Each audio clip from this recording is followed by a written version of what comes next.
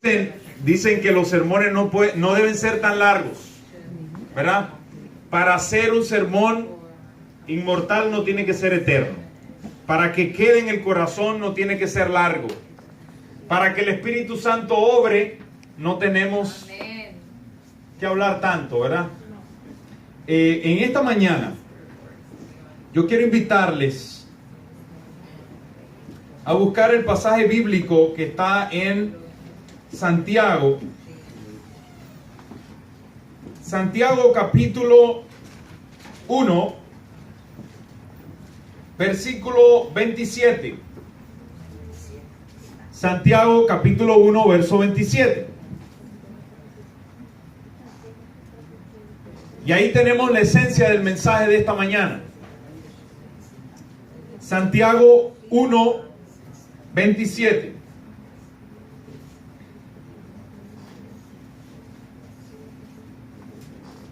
Si lo tenemos, podemos decir amén. Amén. Dice la palabra: la religión pura y sin mancha delante de Dios el Padre es esta: visitar a los huérfanos y a las viudas en sus tribulaciones y guardarse sin mancha del mundo. Mañana se celebra el Día del Padre, ¿verdad? En nuestra iglesia ya veíamos que hoy habían, así que éramos 5 padres. 5 padres. Pero todos tenemos un mismo Padre.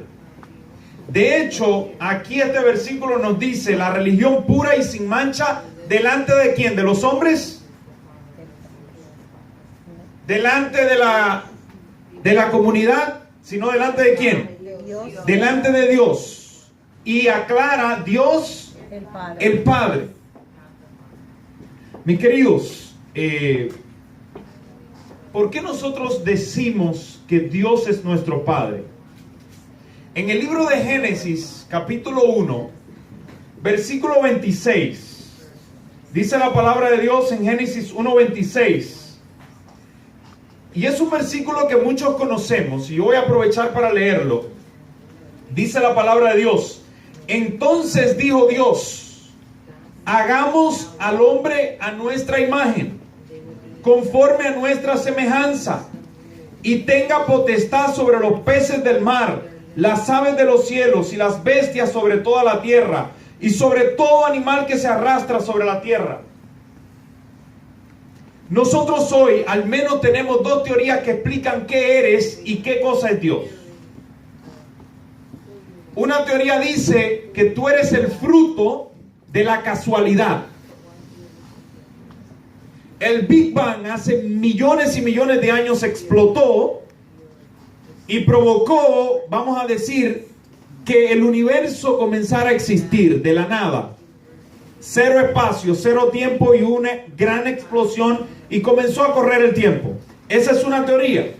Y la teoría dice, continuamos, podemos poner la teoría de Oparin del surgimiento de la primera célula, y la teoría después de la evolución de las especies. En otras palabras, que tú eres el fruto de ¿qué? Según esa teoría, de la casualidad. Tú eres una fórmula química en un universo sin sentido.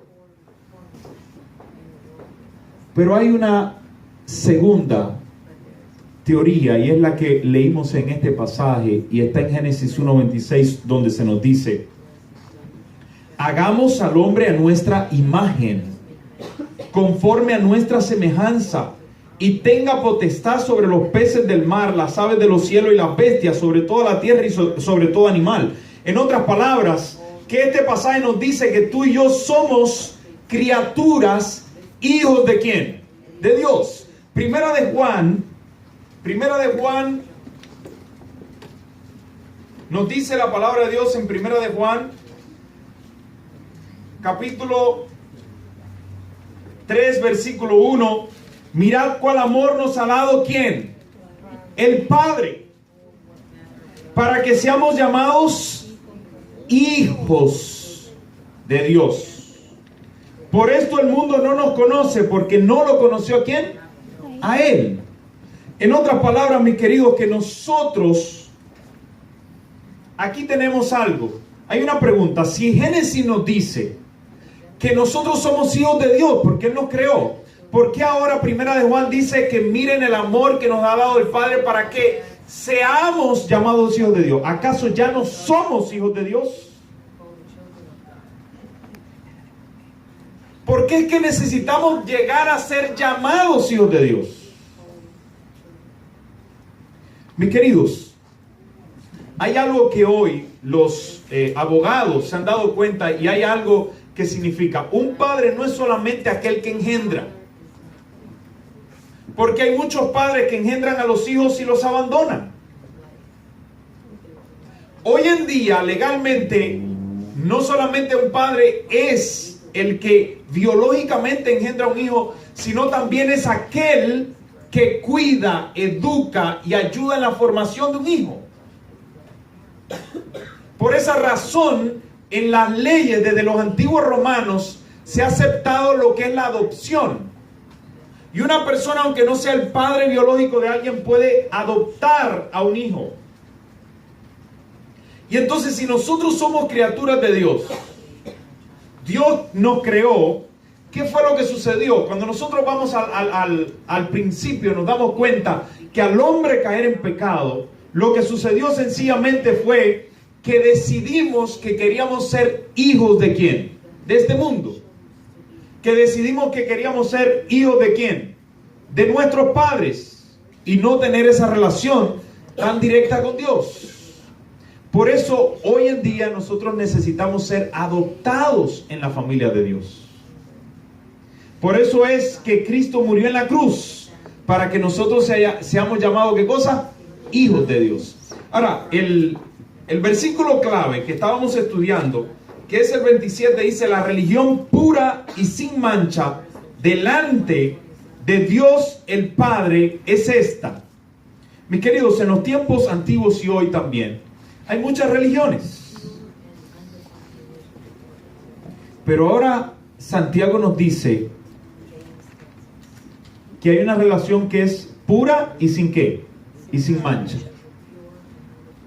Y la religión pura y sin mancha tiene algo especial. Y esa relación pura y sin mancha que tiene, visitar ¿a quién? A los huérfanos y a las viudas en sus tribulaciones, y guardarse sin mancha ¿de qué? Del mundo. Mis queridos, si nosotros realmente queremos estar en una religión correcta, hay algo que tiene que tener esa religión, y es que tiene que tener amor, porque es la esencia de la ley de Dios. El mismo libro de Santiago nos dice en el capítulo 2, versículo 10, que cualquiera que guarde toda la ley pero ofende en un punto se hace culpable de todos. Es decir, el énfasis de Santiago está en la ley, pero la esencia de la ley, tal y como nosotros lo veíamos en el Evangelio y en la lección de escuela sabática, es el amor a Dios y el amor ¿a quién? Prójimo. Al prójimo.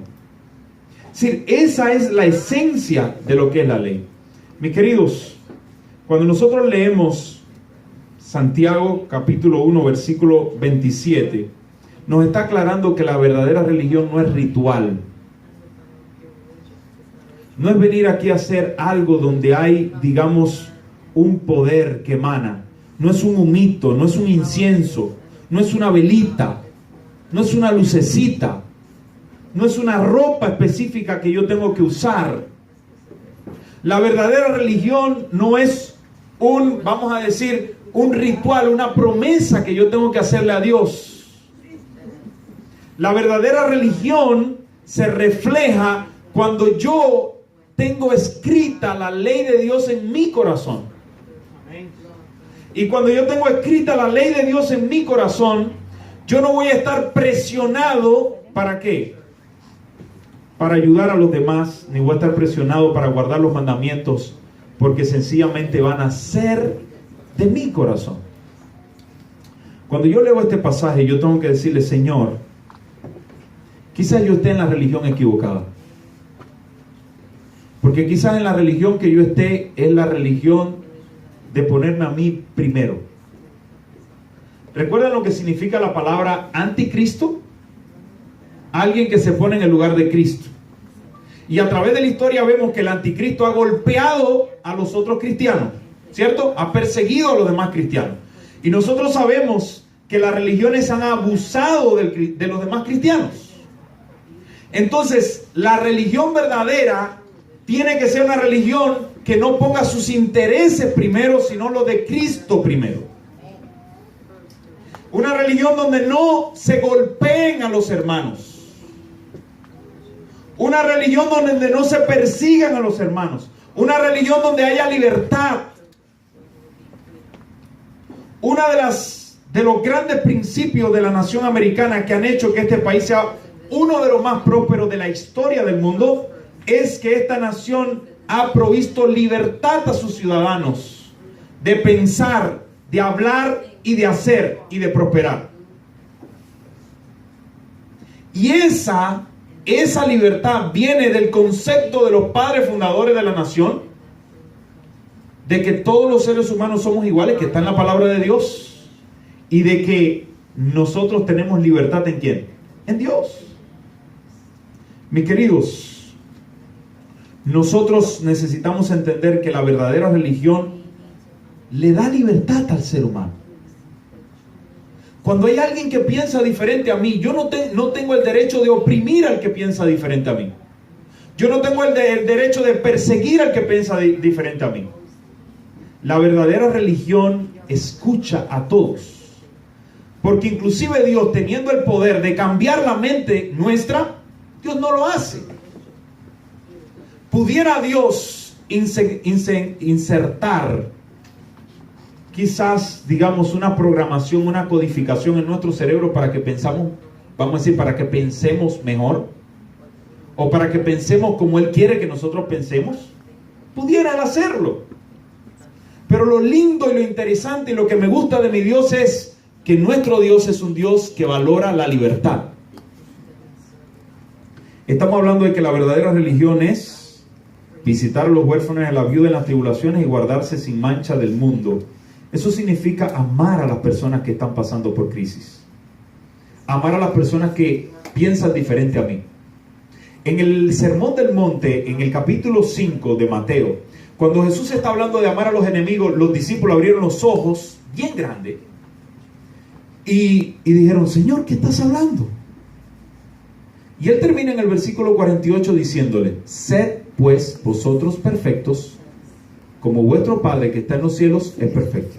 Si para poder tener la perfección bíblica que Dios quiere, necesitamos amar a nuestros enemigos. Necesitamos amar al que piensa diferente a mí. Necesito amar al pobre, necesito amar a la viuda, necesito amar al huérfano, necesito preocuparme por las personas que están en necesidad. Ahora, cuando yo miro esto, yo digo, yo tengo una religión, y no estoy hablando de la denominación, estoy hablando de mi religión, de mi relación con Dios, que muchas veces falla con ese bastón. Falla con el bastón de preocuparme por las personas que están en necesidad. Falla con el bastón de ayudar al que está en necesidad. Falla en el bastón de compadecerme a aquel que pasa por una aflicción. Falla con el bastón de visitar a aquellos que están pasando por una situación. Y por eso yo, al leer este pasaje, yo primero tengo que decirle a Dios: Señor, perdóname. Porque quizás hay varias veces que ha habido alguien en necesidad y yo no le he ayudado. Señor, perdóname porque quizás hay alguien que no he visitado. Yo quiero tener la religión que es ¿cómo? Pura y sin mácula. Y lo segundo es guardarse sin mancha ¿de quién? Del mundo. ¿Cómo nosotros podemos ser cristianos que estemos sin mancha delante del mundo? Miren, hay personas que lo han resuelto fácil en la historia. Hay personas que dicen: para yo guardarme del mundo, yo me retiro del mundo. ¿Cierto? De hecho, la palabra mundano nosotros no la usamos acá. ¿Cierto? Porque yo soy un mundano. Yo estoy en el mundo, ¿no? Aunque no soy de este mundo. Pero esa palabra no está correcto que la usemos. Porque todos pertenecemos, no somos de Marte, somos del mundo, de la Tierra, somos terrestres. ¿Cierto? Cuando se refiere a guardarnos del mundo, se está refiriendo a que nosotros tenemos que ser diferentes en la forma como nosotros vivimos nuestra vida. Necesitamos ser diferentes. Pero eso no significa que yo me voy a recluir a una montaña y me voy a pasar allí todo el tiempo orando. ¿Significa eso? Miren, en la historia se ha demostrado que la gente, nosotros conocemos quiénes han hecho eso, son los monjes. Y tristemente, entre las personas que se han apartado para cuidarse del mundo, vemos una cantidad también de pecados tremendos, ocultos. Entonces realmente, yo creo que cuando dice mantenernos sin mancha del mundo, no es salirnos del mundo. Miren, el ejemplo de Jesús es lindo y me gusta. La gente más pecadora de los días de Jesús, Jesús los iba a buscar. Amén. Y Él comía con ellos. Y la gente decía, oye, se va a contaminar. Porque esa gente lo que habla no es bueno. El lenguaje que ellos hablan muy, muy feo. Esos no hablan un lenguaje educado. Y Jesús estaba allí con ellos. Los galileos eran gente que hablaban pudiéramos decir, un arameo, pero de los bien callejeros. Estoy malinterpretando. Ustedes me dicen si me equivoco. Pero la gente de hablar un galileo decía, oye, tú eres galileo. ¿Y por qué la gente sabía que eran galileos? Porque sabían que el lenguaje de ellos era de la calle. Y mi querido, cuando nosotros miramos quiénes Jesús fue a buscar, las prostitutas. Jesús fue a buscar a aquellos que estaban inclusive leprosos. Mis queridos, cuando yo veo el ejemplo de Jesús, yo digo, la religión pura y sin mácula es aquella, no que yo me aparto del mundo para ser santo, sino que yo voy al mundo para santificarme en medio de la sociedad del mundo. Amén. Cuando yo miro este pasaje me dice que la verdadera santidad de un cristiano no se encuentra en su casa orando 8 horas al día. Amén. La verdadera santidad de un cristiano se encuentra dándole alimento a los hombres, ensuciándonos con aquel que se pasa 2 semanas sin poder bañarse, visitando a aquel que está enfermo y tiene una enfermedad terminal, dándole un abrazo a aquel que ha perdido su familia, a aquel que está llorando. La verdadera religión es esa. Es fácil yo recluirme y decir, yo no caigo en pecado, yo nunca me uno a alguien que habla mal o que tiene un lenguaje que es un poco obsceno, o yo no escucho ninguna musiquita salsa. Pero lo difícil es ir allí donde están tocando la salsa y darle un abrazo a aquellos que están bailando y decirle, Cristo te ama y yo también te amo. Y Jesús los ama. Mis queridos, yo quiero pedirle a Jesús este día y esta mañana que Él me ayude a practicar esa religión. La religión que es pura y sin ¿qué? Y sin mácula. ¿Puedo yo ir con Jesús a cualquier parte y mantenerme puro y sin mácula? Yo creo, mi querido, que el ejemplo de Jesús nos dice que sí. El ejemplo de Jesús nos dice que nosotros podemos visitar a cualquier persona y ayudarlo, y podemos, vamos a decir, mostrarle a ellos que Jesús los ama. Miren, hay personas que cuando nos ven, me ven aquí vestido con el traje y la corbata y dice, ¿qué va? Yo no puedo. Y están sin esperanza, están sin Jesús.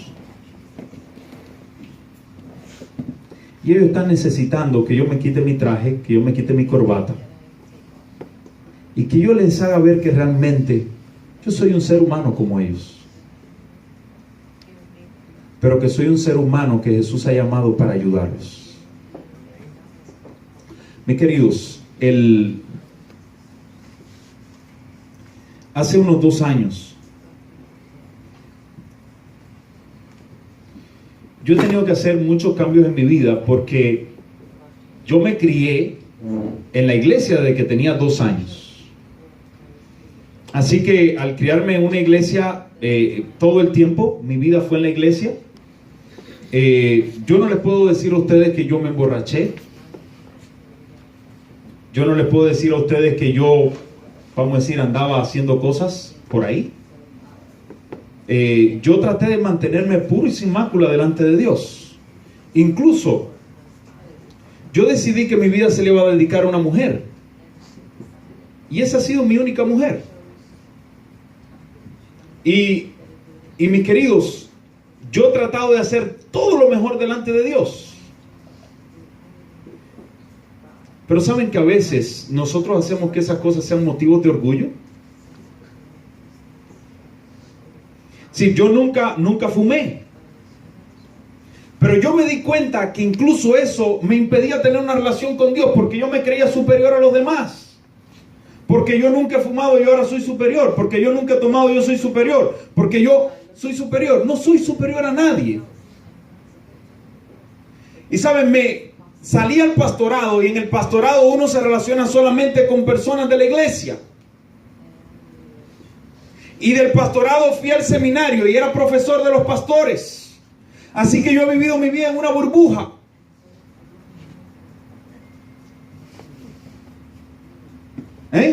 Muy lindo.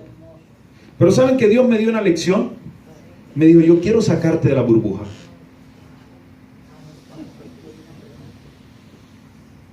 Dios no nos llamó para estar en una burbuja. ¿Cierto o falso? Si yo no le puedo decir a ustedes, no, que yo sí me emborraché, yo no lo puedo decir. Pero Dios me dijo, tu religión es falsa.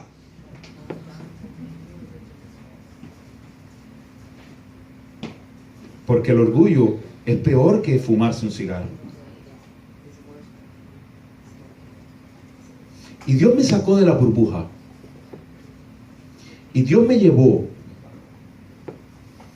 me trajo aquí a este país. Y yo llegué, y yo no era pastor cuando yo llegué. Y yo tuve que ir a trabajar a la construcción, como los muchos inmigrantes que llegan aquí a trabajar a la construcción. Y ver lo que la gente sufre cuando está trabajando duro. Y yo pude ver por qué hay gente que son borrachos. Porque a veces el dinero no le alcanza y están tan desesperados, tan frustrados, que al final no encuentran una salida y empiezan a tomar un día y al final terminan siendo borrachos. Y muchos no empezaron queriendo ser borrachos. Y me tocó trabajar con un muchacho que era hijo de un anciano de iglesia, un anciano bien estricto. Y era mi compañero de trabajo en la construcción. Y aquel muchacho se fue de la iglesia bien jovencito. Me dice, yo no quiero saber de la iglesia. Ese muchacho se había metido hasta en las drogas. Y allí en la construcción yo entendí cómo una religión falsa dentro de la iglesia puede ayudar a que algunos se vayan. Porque este muchacho me dijo, mi papá es un falso. Y este muchacho había experimentado la droga y conversando con este muchacho. El olor a cigarro era yo no estaba acostumbrado al olor a cigarro. En un seminario nadie fuma. Así que usted está en todo un campus donde nadie fuma. Usted no siente el olor a cigarro. Ni a ron, ni a marihuana, ni nada. Eso no se siente ahí. Y ahora este muchacho estaba al lado mío y había otros que fumaban. Y yo pudiera decir, estoy aquí en un ambiente, estoy en el infierno. Pero allí Dios me estaba enseñando. Y ¿saben qué? Yo tuve la oportunidad de conversar con ese muchacho y entender que yo puedo guardar muchas cosas por fuera, pero si por dentro estoy vacío, estoy perdido. Y eso le había pasado a este muchacho porque su padre era un líder de iglesia, pero por dentro era falso. Mis queridos, yo quiero hacerte un llamado esta mañana. Yo creo que ustedes son mejores que yo. Porque dice Pablo, de los pecadores yo soy el primero. Yo estoy hablándoles esta mañana porque yo siento que yo necesito más a Jesús. Yo necesito vivir una religión como verdadera. Una religión que se preocupe por quién. Por los huérfanos, por las viudas, por aquellos que están en necesidad, por aquellos que están enfermos, por aquellos que quizás están, vamos a decir, alejados de Dios, por aquellos que piensan diferente a mí. Y que yo entiendo humildemente que aunque yo esté en la iglesia, yo soy un pecador. Somos pecadores. Todos tenemos la misma enfermedad. Y todos tenemos el mismo médico y el mismo sanador, que es Cristo Jesús. Amén. Mis queridos, yo quiero invitarles a que nosotros podamos terminar cantando el himno número 584. Y el himno 584 nos dice: amémonos, hermanos. Pero cuando nosotros cantemos ese himno, pensemos que quizás alrededor mío hay alguien que está enfermo. Quizás alrededor mío hay alguien que su hijo está en las drogas. Quizás hay alguien que está borracho, que es un borracho cerca de tu hogar, de tu familia. Y yo quiero invitarte, mientras nosotros cantamos ese canto, que tú pienses en esa persona y le pidas a Dios que tú puedas ser las manos de Jesús para ayudar a esa persona, para abrazar a esa persona, para guiar a esa persona. Vamos a cantar juntos.